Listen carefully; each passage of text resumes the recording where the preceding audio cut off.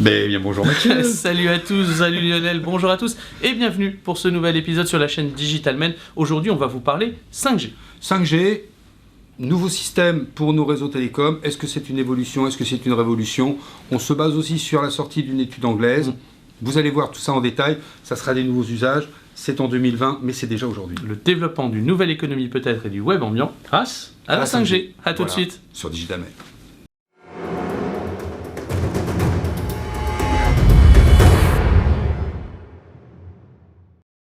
Bonjour à tous, salut Lionel. Salut Mathieu. Eh ben on est de retour enfin après un mois de janvier super chaud, après des conférences super sympas que nous allons réitérer par la même occasion. On vous invite d'ailleurs à liker indirectement notre chaîne YouTube. Voilà, vous cliquez directement sur le bouton, comme ça vous serez au courant des dernières news.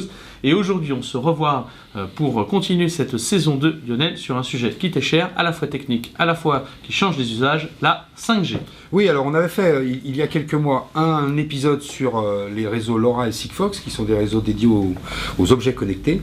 Vous avez été nombreux à voir cette vidéo, oui. Et toujours nombreux à la voir. Bon, ce sont des vidéos un peu techniques. Là, c'est suite à un article qui est sorti dans les Échos cette semaine, suite à une étude qui a été faite par un cabinet anglais qui nous donne des perspectives en termes d'apport en PIB mondial de la 5G. Bon, c'est une technologie qui aujourd'hui est en premier test.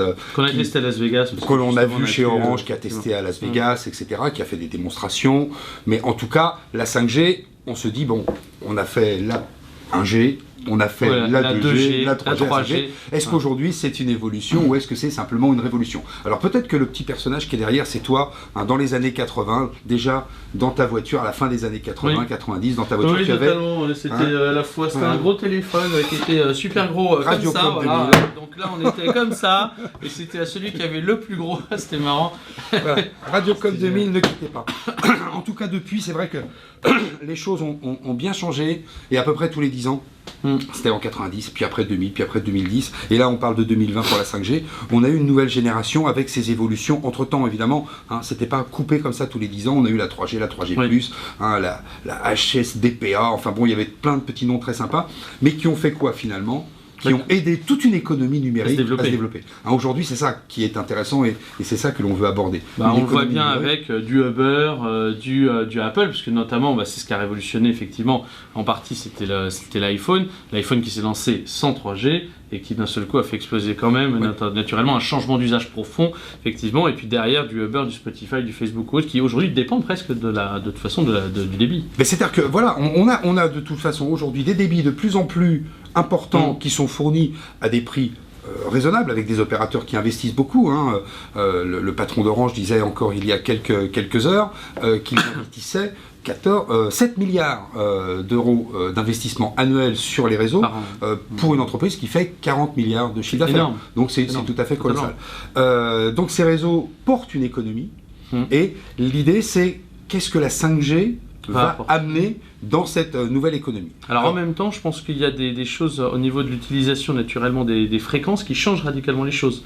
Parce qu'en fait, c'est pas le même adressage comme on pouvait l'avoir avant. Alors, c'est-à-dire que on va aller entre 10 et 100 fois plus vite que la 4G. Pour ceux qui ont la chance de bénéficier d'une 4G pleine et stable, on est à peu près aussi rapide en 4G, il y a un petit chrono derrière, on est à peu près aussi rapide en 4G que sur de la fibre. Oui.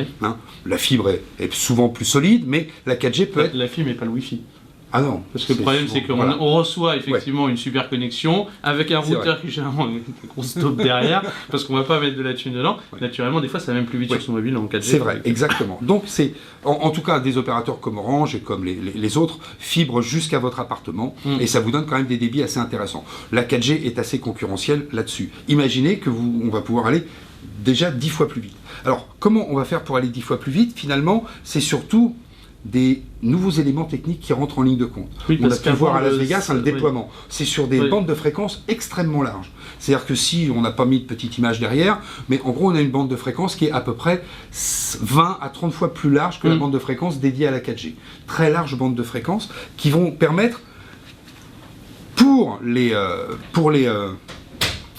opérateurs de déployer des services qui sont très différents. Notamment une technique que l'on appelle le beam tracking. Le beam tracking, c'est la façon que l'antenne va avoir d'adresser votre téléphone. Elle va envoyer l'information vers votre mobile plutôt que de l'envoyer. C'est-à-dire qu'avant, on est sur un spectre de diffusion très large. C'est le parapluie, on a la douche, puis on arrose. Et là, on va directement cibler. Donc, ce qui fait que ça fait quand même une écho à un réseau peut-être même de meilleure qualité. Alors, le réseau sera meilleure qualité, on pourra mettre plus de personnes dessus, mais surtout, on va pouvoir gagner, en rapidité. Donc, en gros, entre 10 à 100 fois plus rapide que la 4G.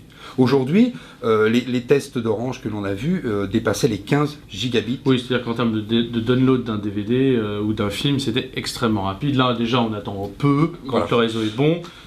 Quoique, nous sommes limités à 100 MO en téléchargement data via l'iPhone, ce qui généralement nous pose problème, mais bon, nous y reviendrons. Ensuite, ils vont dans la technique, il y a une deuxième chose qui est très importante, c'est qu'évidemment, le temps de latence est à peu près réduit de 50 fois. En gros, un temps de latence, c'est le temps que va mettre votre réseau à répondre, à enregistrer votre requête. Pas à répondre, parce que là, il faut que ça passe par le serveur, mais à enregistrer votre requête. Et évidemment, là, si on diminue le temps de latence, on va pouvoir avoir des usages qui sont beaucoup plus qui ont besoin d'instantanéité. Tu me parlais donc de la voiture à ce sujet. On va revenir sur tous les usages, mais c'est, voilà, par exemple. Donc, temps de latence 50 fois moins important. Et alors, une économie d'énergie absolument fantastique. Alors, l'économie d'énergie, c'est pareil. L'économie d'énergie, on est presque 1000 fois moins de consommation d'énergie. Alors, c'est très intéressant pour plein de raisons.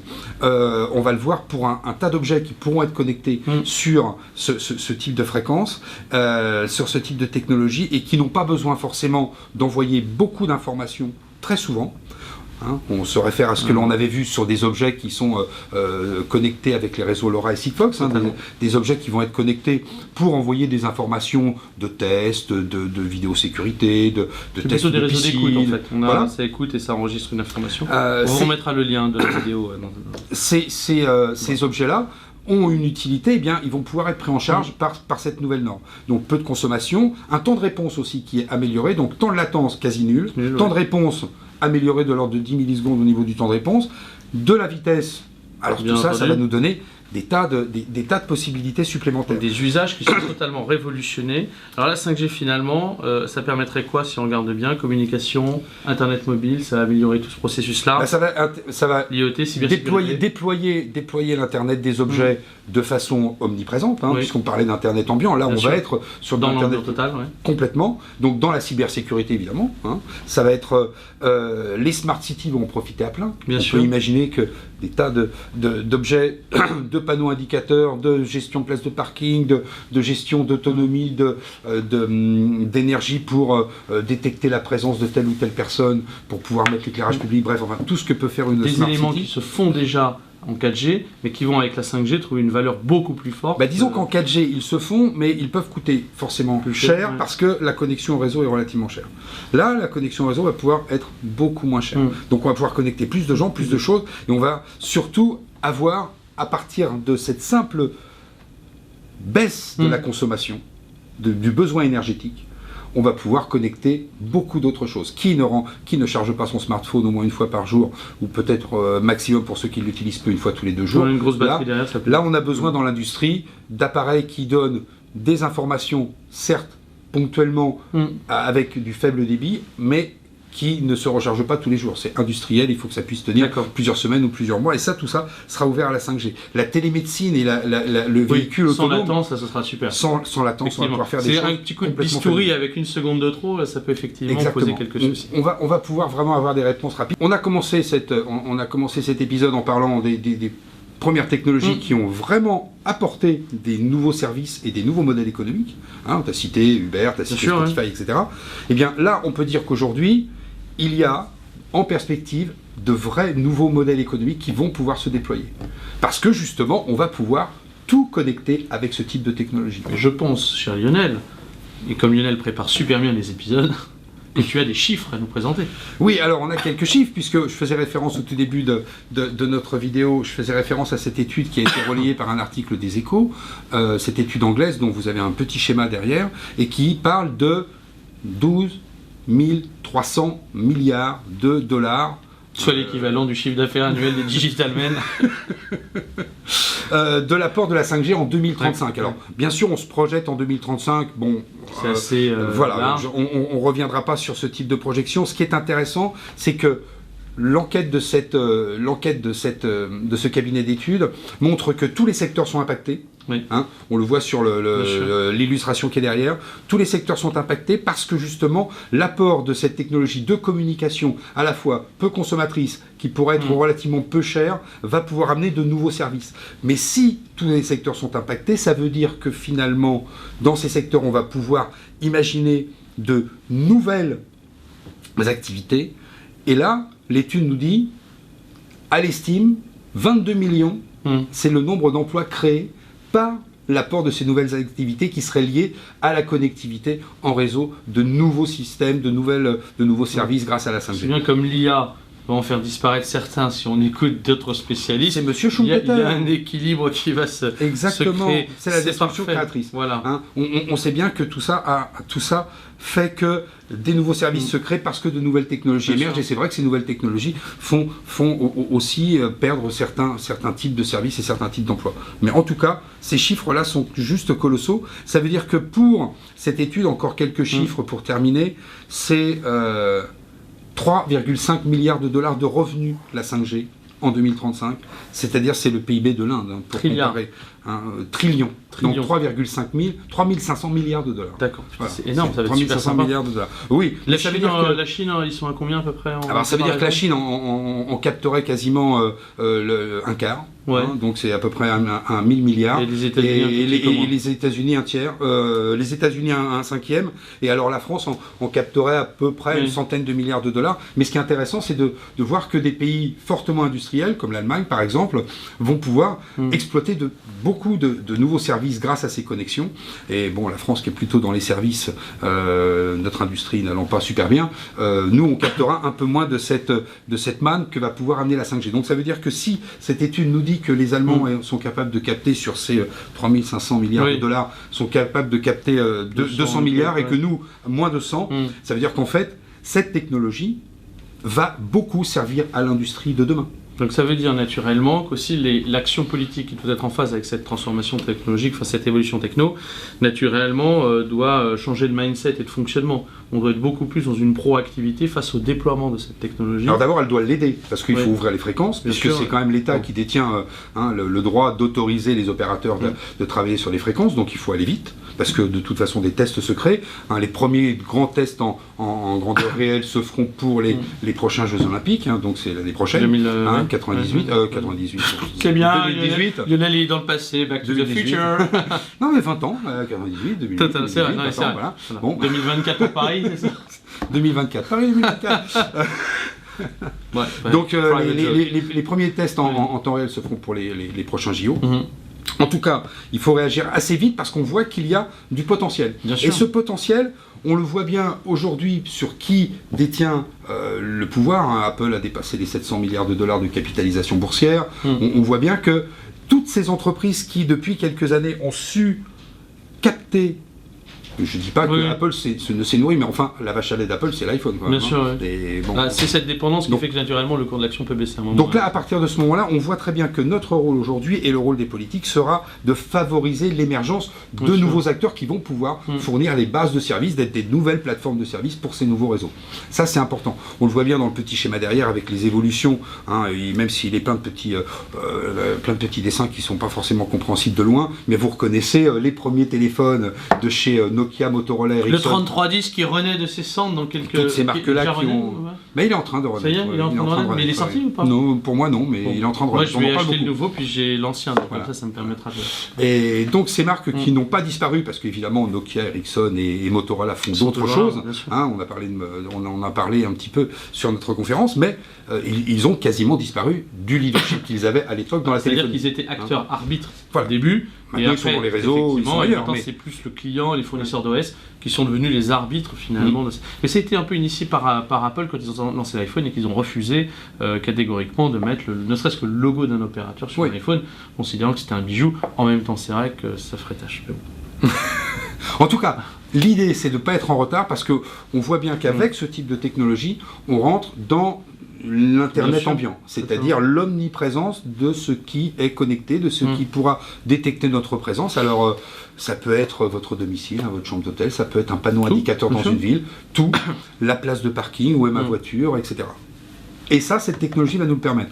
Alors, je ne dis pas que c'est l'ultime, hein, probablement à l'horizon 2030, on aura la 6G, mais on voit bien le gap, et là, il y a un vrai gap technologique, donc c'est pas qu'une évolution. Mais quel est l'avenir de la connexion de toute façon filaire avec ce type de problématique? De toute façon, naturellement, l'équipement d'un boîtier à terme sur une data illimitée 5G sera plus pratique que de faire installer la fibre. Enfin. Alors ça c'est une vraie question sur laquelle moi j'ai pas véritablement de réponse, puisque la fibre aujourd'hui va peut-être pouvoir progresser. On a vu quand même qu'au tout début de la DSL, hein, sur notre fil de cuivre, on était à des débits qui étaient de 100 à 500 kilobits, et on est passé à et on était heureux. Et on était heureux, et on payait assez cher, et on était passé à des débits max qui étaient autour de 8-10 mégabits.